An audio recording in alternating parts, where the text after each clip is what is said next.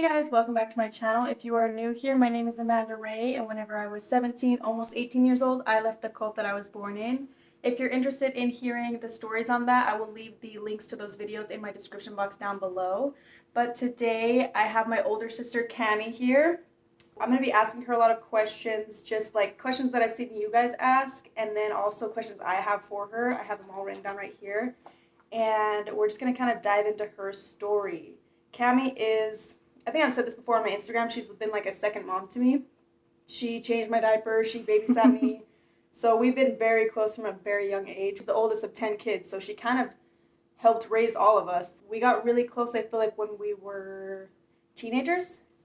Yeah. Going through puberty. She taught me what a period was. I had no idea. Yeah. I thought it was bleeding out. We had this thing, it was called gush toast, right? Gush toast. Oh, yes. And it was our little, let's see if we can remember it. It was like a pinky swear, but we would, if I was keeping your promise, I would put my thumb over hers, or if she was keeping mine, Gush we would go toast. gush toast. And it was started from your favorite candy was Gushers, Yeah. and my favorite at the time was Mentos. Mm-hmm. And then it created, and then Gush Toast was born. Yep.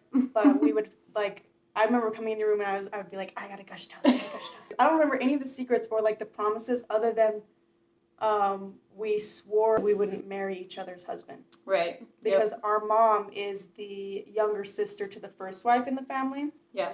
And we just saw how crappy their relationship was, and we liked our relationship, so we were like, hey, doesn't matter, we're not marrying each other's husband. So that's a little backstory on like our relationship. I feel like as the years have gone on, we've gotten closer and closer, especially since you left. Oh, yeah. We were allowed to kind of bond more because we both went through like, our stories are different because she was married in the group, and we're going to talk about that, but we have a lot of similar things that we had to go through. Right. So I'm just going to start getting into the questions right now. Is that okay? Yeah. Good. Okay, so one of the biggest ones, and this is something that a lot of people ask, is like about the pressure to get married, and like when do they start talking to you about marriage or talking to you about your choices?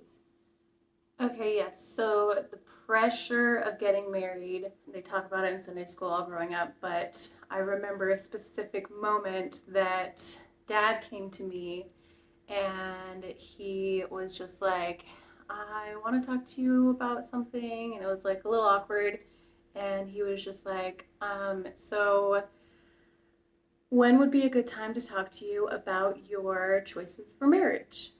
And I was about 16. I think I just turned 16, and I was like,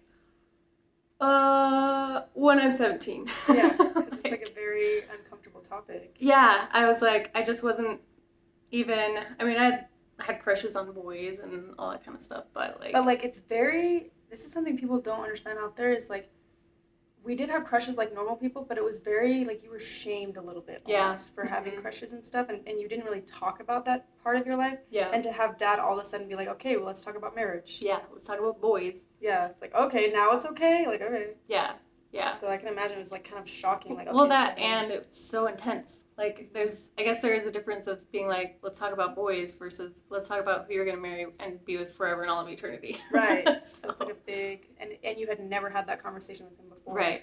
Yeah. So then you waited, and he let you wait till you were 17. Yeah, I remember it was just kind of awkward. He sat there, or he asked me like, why? And I was like, well, I haven't had any direction yet.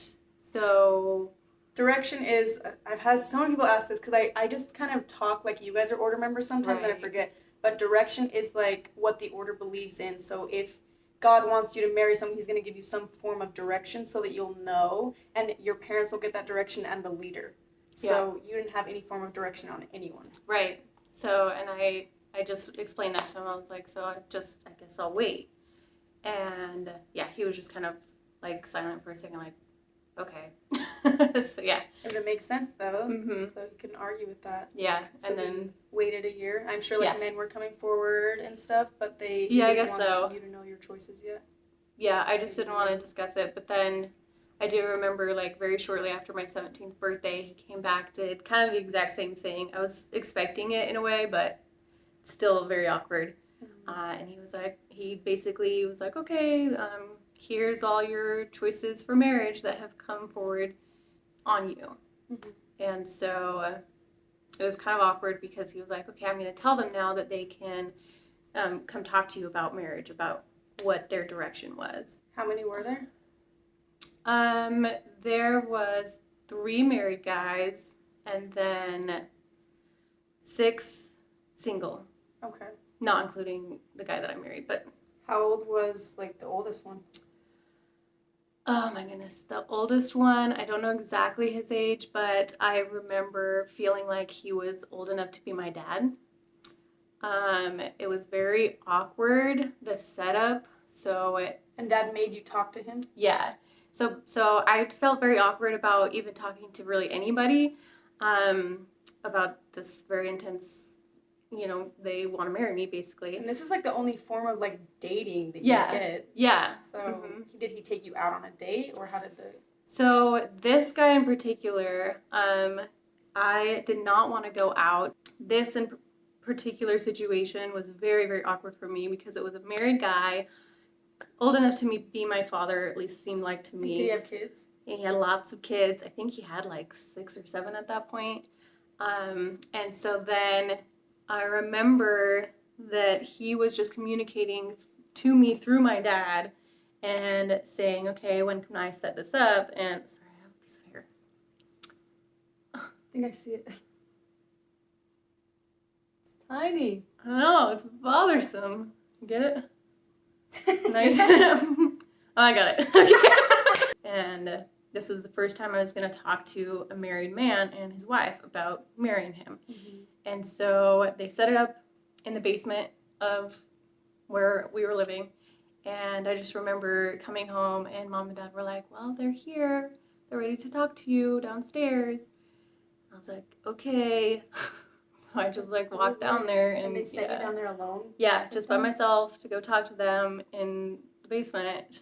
And I just had this like pit in my stomach. I was just like, why do I don't feel like I didn't feel like I had a choice. I had to talk to them. And I just remember it was like a couple of hours of just listening to him talk about like all his dreams he had. And he even brought up that like his 7-year-old had a dream about a girl named Cammie. And I was just like, that's so weird. Okay. Did the wife like seem very on board with it, or was she just kind of? Yeah, well, you could tell she was also pretty quiet. We were both kind of quiet while he just kind of said his piece, but she kind of chimed in here and there, and I just felt like she was very, just kind of trying to support and be a good order wife. Yeah, be a good wife. And it's like, I don't know, just in her shoes, I'm sure she was like dying inside because hearing her husband. I actually talked to her afterwards because she left. She did? Uh-huh. Oh, I know. Yeah. Because watching her husband talk to a 17-year-old about how he wants to marry her. Yeah. What did you say to her afterwards, after she left? I remember she reached out to me because her husband was trying to take her kids as she was leaving, and she was just, we hung out afterwards, and she was like, yeah, at that time I just didn't know what to do. Mm-hmm. Like I guess I was just going along with what I had to, and yeah, it was just this whole awkward, weird situation, but yeah.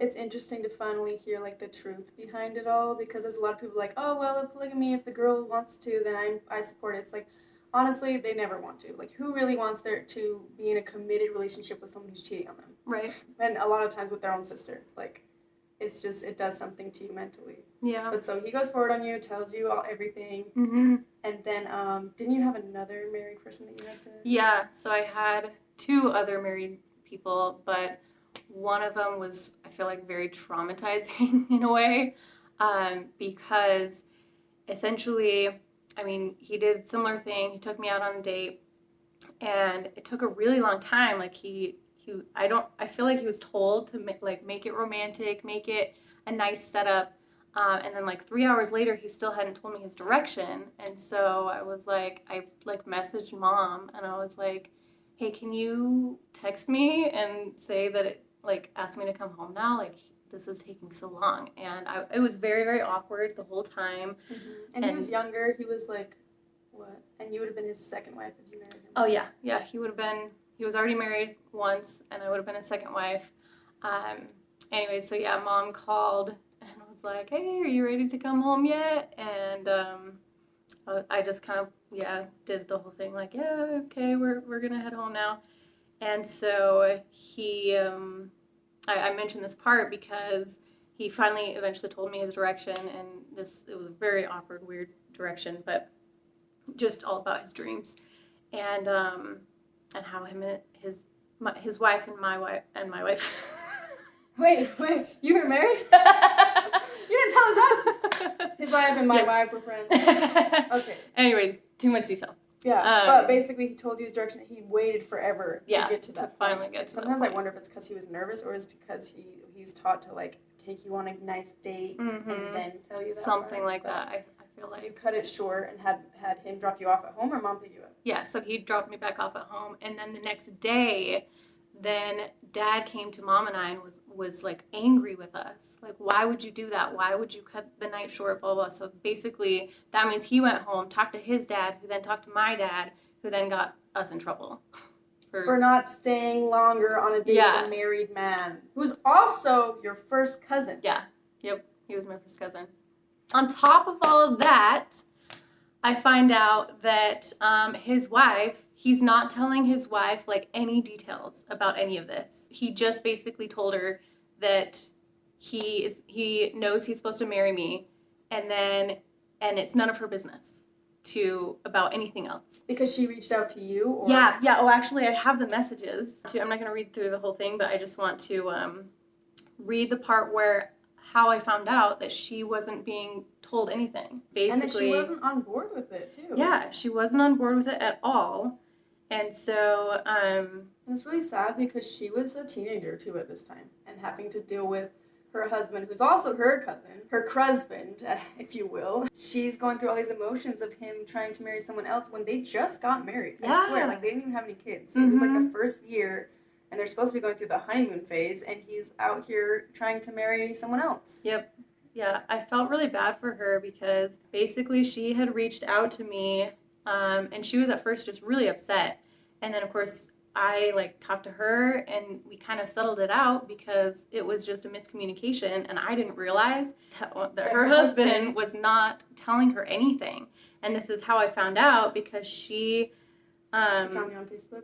Yeah, she found me on Facebook. She messaged me after her husband took me out. She said, "Hey, total respect here, not like it's any of my business, but totally out of curiosity, where did my husband take you to eat?"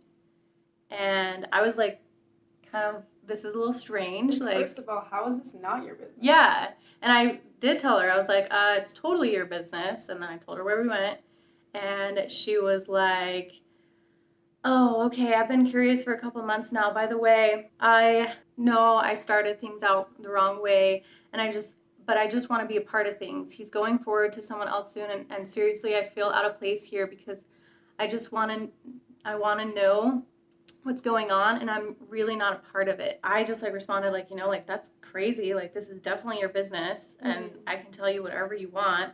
I feel like your husband should be discussing this with you as well. Right. And yeah, she was just like, his parents are saying it's none of my business and telling him not to tell me anything. And at the same time, I'm telling me I have a right to know and everything. So yeah, it's so confusing.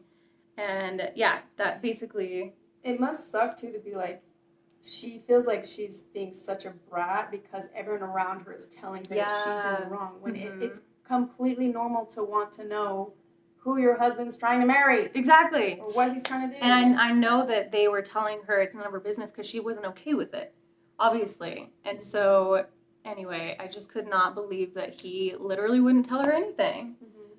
And then didn't Dad still make you dance with him? Yeah, that was another piece is after I found out her husband wasn't saying anything to her, then I said no to her husband. So at the dances, that's where everybody gets to know each other, is at the dances. And so when the next time he came up to ask me to dance, I said no. And then same thing happened. He went to his dad. His dad went to our dad. Can you I got in trouble. That logic, like, she won't dance with me. Make her love me. I got in trouble for it. So then I have to say yes to everyone I dance to or ask me to dance. And so the next time I just had a conversation with him. I'm like, I really feel like you need to talk to your wife about this and that you both need to be on the same page. Yeah. It's like making you put in this awkward, uncomfortable position. Yeah. Just so that he can, I don't even understand it. Yeah. I So he really never feel like asked he was you? just trying to do what he was told, like she said. Like I hate feeling sorry for any of the men in the order because the women do go through way more, Yeah. and even like you'll hear the men say yes, like the men that leave will say yes, the women go through more, but they do go through some stuff, I guess. He was definitely like in the real world. He wouldn't just want to go marry his cousin at like 16 years old. Exactly. You know, he was definitely coerced into that too. So it's just a big sad cycle that continues. So he didn't ask you to dance after that. Yeah, he didn't ask me after that. That's good. Yeah. Did you want to be a first wife, or did you have like what was your belief on polygamy at that point? Yeah, basically, obviously with our experience with mom being the second wife, it was always I would prefer to be the first wife. But I was very much a believer at this time. I thought, you know, if God truly gave me direction to marry as a second, third, whatever wife, then I'll do it. But at this point, you had never experienced like a boyfriend or like being in love with someone, so it's almost easier to. Because at that point, I had a secret boyfriend, and before I was even like 15, knew I didn't want to live polygamy because I couldn't imagine him with someone else. Well, and I had secret like crushes, and we both snuck out with other guys before, but I literally tattled on myself. Like the first one that I snuck around with, I tattled on myself. She wrote a letter to our dad being like, I'm sorry. Yeah. No, I was brainwashed. I really thought that I was going to go to hell if I didn't tell on myself and ask for forgiveness. And that's just how they teach. That's how they brainwash you. That's true. There's a lot of guilt that goes into, like, our whole childhood was filled with so much guilt. Yep. Because you're never going to be good enough for them. Yeah. So you didn't necessarily want to be a plural wife, but you would if God asked you to. Yeah, basically. to make the sacrifice to go to heaven. Did you feel like you had direction on the guy that you ended up marrying? Yeah. So I truly felt, I don't believe in all of that now, but I had a dream about the guy that I ended up marrying, and I thought that was my direction. So. And it was interesting. This was kind of my transition of realizing none of this is true, because with this happening, he had gotten his direction, and then I had gotten my direction. We both had dreams, and so he went to go come forward on me, but I was never told that he did. So basically, my dad was keeping it a secret. Do you think it was because he was not Kingston, or do you think it was because he knew that you had a thing for him? Honestly, I have no idea. I have no idea what the reason behind it was, but obviously it was some type of manipulation. Mm-hmm. And I still don't know to this day if it was my dad keeping it or if it was even someone else, because he went to his dad, and then his dad went to Paul, the leader of the order, and then it's supposed to go from there to my dad. So, to our dad. Yeah. So, but it never got to me. At that point, we both knew that something along the lines was being kept from us. So once I had my direction, I was like excited because I did a 3-day fast because I felt pressure to have to figure out who I was supposed to marry so that nobody else made that decision for me. Mm-hmm.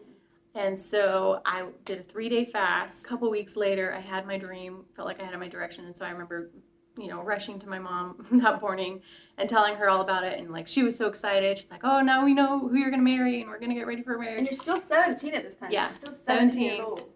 And yeah, so she was like super excited. And we went to go talk to my dad about it when he was home the next day. And I just remember telling him about it, and he was silent for a minute. We like all sat in silence. He wasn't excited like mom. He didn't have the same response. It was a very different response, and I was very surprised. And then he just said, well, let's pray about it for a bit. And I was like, okay. Sorry. You tell him, he's silent, and then you guys decide you're going to pray about it. Yeah, then we're going to pray about it. And at this point, I had already known that... Every time she says her ex-husband's name, I'm going to just put over your mouth ex. Okay, so if you want to just refer to him as... That works. Yeah, so at this point, I had known had his direction. So at this point, we both had our direction, and I knew that he had already come forward, and I had my direction, and nobody had told me that he had come forward. he wasn't allowed to come talk to me basically and tell me his direction. And so Even though everyone else was able to. Apparently.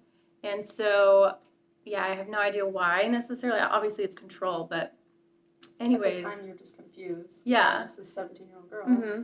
Yeah, so I just was like, after telling Dad my direction and waiting like a couple of days, I was kind of just like, hey, he's not gonna let me do this.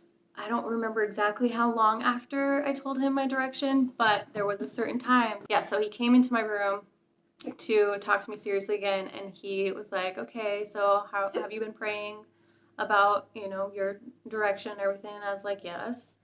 I still feel the same way about it. And he was like, okay, and he kind of segued into, have you ever gotten to know this guy? And he talked about one of the leader's sons and one of Paul's sons. And he was already married twice. It was a son that we had recently went to a wedding for like 3 or 4 months ago. And I was like, what? So basically he brought him up, and it was kind of like he was trying to suggest that I should pray about him in particular without saying all those exact words. It's like trying to put the idea into your brain. Something. And I don't know if like maybe he had a dream or he thought he had direction. Or maybe the leader told Dad to talk to you about it. Something. I don't know. But this was the first time he had ever brought up a particular man. And then I kind of put 2 and 2 together. I was like, oh my gosh, I remember when he came home one day and he was like, hey, we're going to a wedding. Let's get dressed. Let's go. He was so adamant about it. Yeah, he was so adamant. The wedding for his second wife. Yeah, the wedding for this guy's second wife. And I just remember being like, why is he so adamant at us going to, like, because usually people don't go to the secret weddings. They don't go to the Unless second you're, like, wife or whatever. Related Exactly. So then I put the 2 and 2 together. I was like, oh, he wants me to marry him as the third wife. I felt very undermined. I felt very like I had just told you what my direction was, who I want to be with. You tried so hard to do it, everything by the book, and he still wasn't on board with who you wanted to marry. Mm-hmm. Yeah. So, and that's what's hard, because I know that, and people may disagree with me on this, but I know that Dad, he really is a person that is a true believer. He really feels like he's trying to do the right thing. Mm-hmm. Like, I don't think he was trying to manipulate me into doing something he wanted. I think he was truly trying to figure out what God wanted. I feel conflicted about that, because me and you obviously had different relationships with him, but there were times where I'm like, wow, he's just a pawn in this game, in this cult. And there was other times where I was like, I feel like he really just doesn't want me to have my way, and he has to win this chess tournament. Like everything was like a chess game to him. He has to win. And I feel like regardless of if the men in the order think they're doing the right thing or not, they have all tried to cherry pick and use the Bible to further push their beliefs on people and to live the life that they want to live. Like, I feel like most people in religions do that. They cherry pick to the lifestyle that they want. Yeah, I agree. And like, if you really are a true believer in the cult, then you have to actually live by all of the law. I don't know. That's why I'm not a part of any religion. But yeah, I do feel sorry for him, because he was born in that, and he's never lived any other life before. And he probably never will. Yeah. So it's hard to be like, oh, he was just this evil person, when he was also manipulated into believing all of that. Exactly. I feel like he knew that if you were to marry the leader's son, it would give him a higher status in the church. Maybe. Because, I mean, it's pretty obvious that that's what happens when a man has his daughters marry Paul's kids. Then, like, all of a sudden they have, like, nicer things and, like, more money. It's like, okay, it's trafficking, honestly. So at that point, did you fight for the person that you wanted to marry, or did you? So at that point, I just realized, I'm like, you know what? He's not going to allow us to do this. I'm going to just have to do it on my own, because I know this is what I'm supposed to do and what I want to do. And so at that point, it just kind of felt like it was us against them. And so I didn't care anymore. And so I would sneak out with him. At that point, I was also still kind of struggling with, like, direction. I'm like, if I just told what my direction was, and he didn't believe me, and he didn't even try to talk to me about why or explain to me or whatever it was. He just kind of threw it out. It off, yeah. Then how can this be right? Like, how can direction be true? You know, like, I don't know. Yeah, that's when I started questioning everything. Obviously, eventually you were able to marry him because you married him. Yeah. So, and basically, it was like I was just waiting for a while, because I do remember Mom being like, because I would talk to Mom a lot more, obviously. And I was like, what do I do? And she was like, well, maybe just give it some time. Like, maybe God will work through him, you know, like all these things. And so we were just giving time, and all the meanwhile, just going and doing our thing. And then after so long, I was like, Mom, like, I want to marry him. Like, and so I made plans to, he was making plans to go propose and all this stuff. And I remember the day that he was going to propose. I think that Mom called Dad because she didn't know what to do. And then Dad called me, and he was kind of like, I could tell he was emotionally unstable. He was maybe crying or something. And he was like, why are you trying to do this? Like, we need to do it the right way. We need to talk to Paul and all these things, because, should I explain how that works? Like, you're supposed to get your direction, talk to your dad, talk to the one above you, and then they talk to the one above them, which is the leader. And yeah, so you can't just go propose. Like, yeah, that's very a no-no. Exactly. There's a lot of rules. Yeah, so I was gonna skip all of that, and so he was just so devastated. And then you tried to do it the right way, though. Yeah, I did. And anyways, so then he finally made me feel really guilty, and so I called it all off, and I just didn't know what to do. And then I remember, like a week later or something, because he just convinced me that we'll have a meeting with Paul first. He didn't say that it wasn't going to happen. He just said we need to just at least have a meeting with Paul first. So I finally agreed to that. I go to this meeting with Paul, and it just makes absolutely no sense. It's just me, my dad, and Paul. Actually, I think Mom was there too. Yeah. And he talks okay, I'm just going to tell you guys what happens in Paul's meetings, at least all the ones I've been in.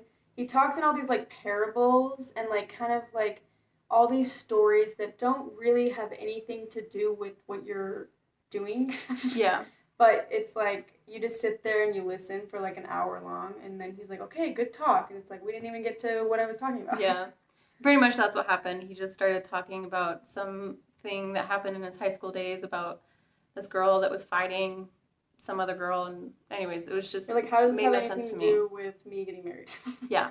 So I left the meeting just being like, what in the heck? What just happened? I'm more confused than when I walked in here. Yeah, I just like, what does this even mean? Anyways, and so I got in the car with Dad, and I just was like super, like, I had my arms crossed. I was like, obviously, you guys don't even care. You know, I just felt very undermined. Anyways, so finally Dad was like, you know, what did you think about all that? And it felt really good to me. Like, he was saying that, it was really strange to me. It's like he got something totally different from that meeting. And then he basically explained that he does feel like it's right what I'm thinking about, marrying. He feels like it is the right thing to do, and that we can go ahead and do it. And I was just like, okay. Like, I didn't get any of that out of it, but okay. Yeah. I guess it wasn't all for nothing. It was really so then you guys strange. had to plan the engagement, the preparation. Mm-hmm. And then this is one thing I wanted to bring up. You guys were engaged for 6 months, which is like a lot longer than most of the people are engaged in the order, and they didn't want you to be engaged that long. Yeah. I remember, because I made the decision, I remember Dad kind of pressuring, okay, when's the day going to be? And then I made the decision of when, based on the fact that my mom was pregnant, and I wanted her to be able to have the baby and have enough time to recover, and then do my wedding. Mm-hmm. And I just remember Dad being like, what? You don't have to wait that long. Mm-hmm. Yeah, I remember having this conversation with one of the polygamous wife to one of the number of men. And she was like, why would you want to wait to get married? You have the rest of your life to, like, get to know the guy. Like, just get married 3 days later like I did. And it's like, that's so stupid. Yeah. But also, it's like, that's your time to finally date them, too. Mm-hmm, exactly. Get to know them. You have 6 months. And plan a wedding. Right, exactly. And so a big reason why they try to rush the marriages is mostly because the women are very young, sometimes 15, 16 years old, and a lot of the times they're pressuring them to marry someone that they don't really want to marry, so they want to hurry up that engagement process and get them locked down, pregnant, all of that. So it's like very unheard of for someone to be engaged for 6 months. Also, because they don't want you to have sex before you're married. You're not supposed to have sex before you're married, and of course, the longer that you're engaged, the more likely that is to happen. Even though she was a first wife, she also had to have a spiritual wedding and a legal wedding, and because you have to have someone who has the keys to marry you, right? Yeah.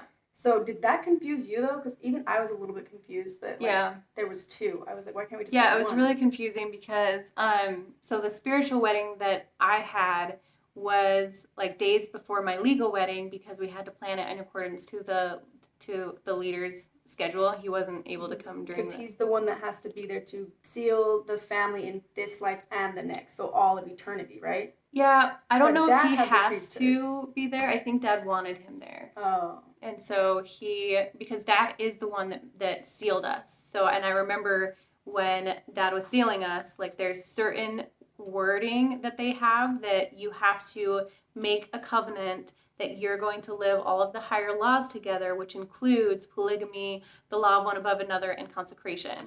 So. What did he say? Like and do you, Cammie, agree to all the laws and live in them with your husband? Yeah, it was like this long thing. You were like crossing your fingers behind your back. Except for polygamy. Yeah, I was just shocked. I don't remember the exact wording, but I remember thinking about how it's related to polygamy. And I was like... And at that point, did you talk to your husband or engaged fiance, whatever, about how you felt about polygamy? How did you feel at that point, now that you're in love with someone? So we had already talked about it, and basically we had an agreement that the only way we would live that is if God himself came down and said to both of us that he wanted us to do that. Mm-hmm. Because I knew that wasn't going to happen, you know? Mm-hmm. So that was our agreement on it. That's how the spiritual wedding works. You're sealed for forever and all of eternity that way. But do you want to talk about what he did right before the wedding? Oh, yes. So... even though you had this conversation with him. Yeah. We already had agreed on this. And then, like, just days before this spiritual wedding, came to me and basically told me that he still has been having dreams about a girl that he had direction on before me.